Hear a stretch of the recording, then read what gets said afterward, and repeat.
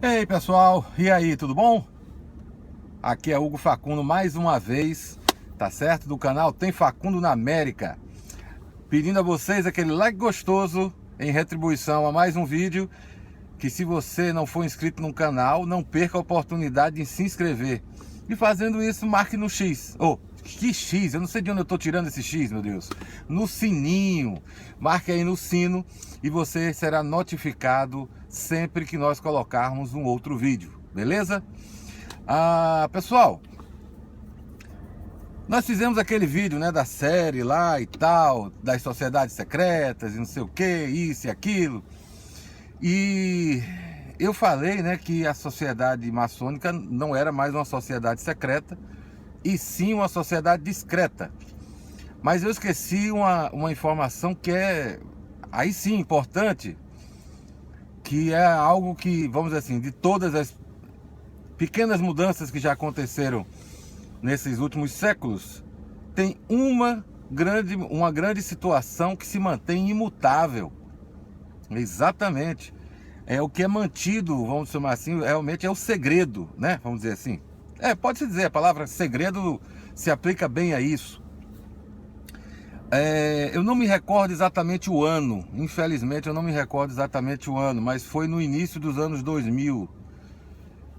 Foi, no início dos anos 2000, existe um ato praticado pelo soberano grão-mestre do Grande Oriente do Brasil. Ele emitiu uma portaria determinando, eu acho que mais que determinando, é esclarecendo qual é o segredo que deve ser mantido, sim, com esse status, né? O status de segredo, de confidencialidade. E eu vou revelar esse segredo aqui agora. Tan, tan, tan, tan. Mas eu vou mesmo, gente. O segredo é o seguinte: é para ser mantido o segredo sobre as formas de reconhecimento dos maçons. A forma de reconhecimento dos maçons é feita através de toques, palavras e sinais. Toques, aquilo que, né, tanta gente fala, né, do aperto de mão e tal, não sei o quê. Palavras que são palavras, digamos assim, palavras-chaves, né, palavras secretas, palavras sagradas, palavras de passe. São palavras que abrem as suas portas na maçonaria onde você estiver. A exemplo do toque dado com as mãos, né? Então, toques, palavras e sinais. Sinais são sinais de reconhecimento, são sinais que o maçom aprende que permitem que outros maçons o reconheçam como tal. Tá entendendo? São os mais diversos sinais, inclusive quando você alcança o mestrado, você também recebe a informação do sinal de pedido de socorro, que é um sinal que qualquer maçom, fazendo ele, inclusive em público, ele passará, digamos assim, desapercebido pela grande maioria. Mas se um outro maçom estiver passando no local, obviamente um maçom que tem o grau de mestre, ele vai reconhecer aquele sinal, irá se aproximar daquela pessoa e irá dar início, né? Obviamente é um processo de reconhecimento, que a verdade é que é a combinação, né, dos toques de algumas palavras e dos sinais. E com isso ele vai se reconhecer ou não, né? Ou não, como maçom. Então, gente, o segredo da maçonaria hoje exatamente é esse. É a forma do maçom se reconhecer, se fazer reconhecer. Este é o único segredo hoje. Todos os demais assuntos que são tratados dentro de uma loja maçônica, né, notadamente sobre a questão dos simbolismos utilizados, estão disponíveis aí em qualquer livraria. Qualquer livraria que você for, você vai encontrar livros falando sobre os rituais, o que significam os símbolos utilizados, as joias, os ornamentos Isso aí é algo de domínio público hoje em dia, tá entendendo? É lógico, todo processo de aprendizado autodidata terá alguma falha. Vou dar um exemplo aqui bem simples para que você possa compreender isso. De tipo assim, qual é a diferença de você aprender o simbolismo você sendo um maçom ou você aprender o simbolismo sem você ser maçom, ok? Você vai para a faculdade. Vou dar um exemplo. Você chega na faculdade e lá tem, vamos dizer, o curso de Direito, tá certo? Imaginem só, você foi a uma faculdade reconhecida pelo Ministério da Educação, com professores, provavelmente, hoje inclusive no Brasil, para ser professor universitário, você tem que ter cursos de título de mestre, né? Doutor, ou seja, teoricamente são professores muito, mas muito bem qualificados, não é isso? Os alunos, todos passaram por um teste chamado vestibular, que avaliou o conhecimento adquirido na fase anterior àquele ingresso. Passam-se 5 anos, que é o curso de bacharel em Direito tem 5 anos de duração. O cara fez as provas, estudou, né? Suponhamos que tenha estudado, passou nas provas, fez tudo direitinho. Não consegue passar na prova da OAB.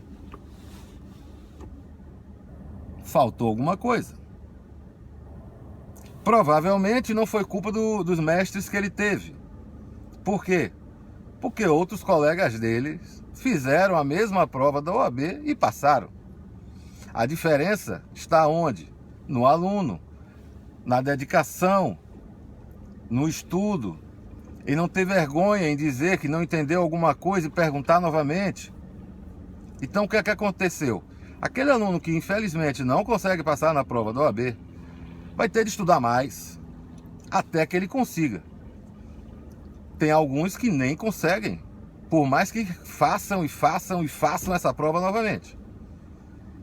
A mesma coisa, gente, acontece com aquele que entra na maçonaria.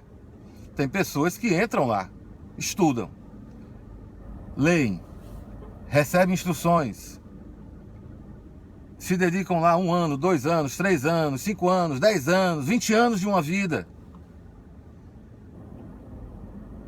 Se formam, né? Viram bacharéis, no exemplo, fazendo analogia com aquele curso de Direito que eu falei agora há pouco. São bacharéis em maçonaria, mas não conseguem, vamos dizer assim, o conhecimento necessário para aprender, para passar na prova da OAB, fazendo a mesma analogia. E aí, muitas vezes, decepcionados. Primeiro, porque às vezes porque não encontraram o que foram buscar. Segundo,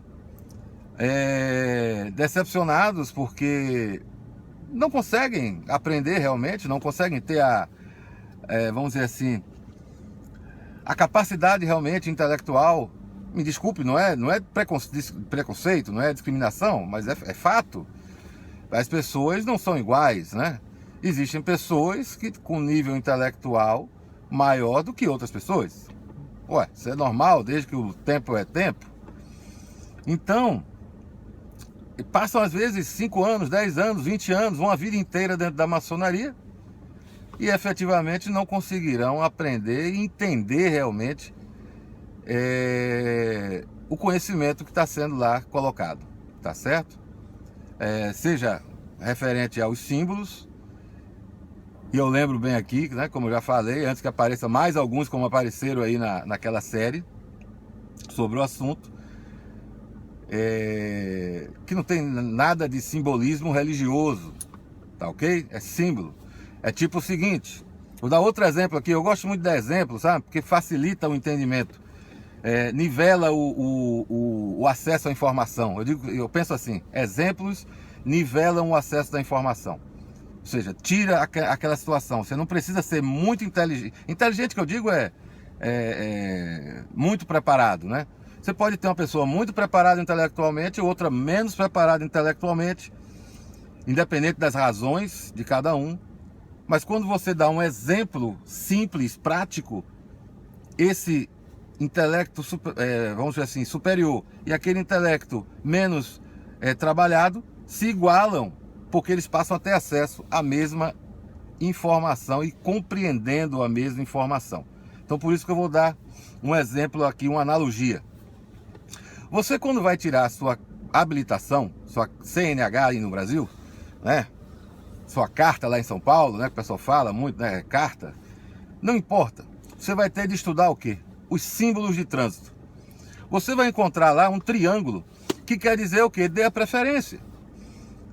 Você vai encontrar lá, por exemplo, a letra E cortada dentro de um círculo vermelho, né? Cortada por uma faixa vermelha, dizendo a você aquele símbolo que é proibido estacionar. Então, é a mesma coisa com os símbolos na maçonaria. Eles são usados para transmitir uma informação, um princípio, um conceito, da mesma forma que os sinais de trânsito. Da mesma forma que os cristãos lá atrás, na origem da religião, né, da crença cristã, quando se encontravam dois cristãos, e era proibido ser cristão durante muito tempo, foi proibido, né, inclusive em Roma, que depois liberou tudo, mas durante muito tempo era proibido ser cristão. E como os cristãos se faziam reconhecer? Através de um símbolo que era o peixe. Dois cristãos se encontravam, um fazia um arco no chão, o outro fazia um arco no sentido contrário, porém de frente para si. Esses arcos se cruzavam no final, formando a gravura no chão de um peixe, que até hoje é um símbolo da cristandade. A exemplo da cruz, que até hoje é um símbolo da cristandade. Então, símbolos sempre existiram com essa finalidade. Existem símbolos religiosos? Claro que existe. A cruz, por exemplo, é um símbolo religioso. A estrela de Davi para os judeus é um símbolo religioso. Porém, nem todo símbolo religioso é. Tipo, proibido estacionar. Beleza? Espero que agora saibam o verdadeiro segredo da maçonaria. Cheiro para as meninas, abraço para os marmanjos, vida longa, morte rápida!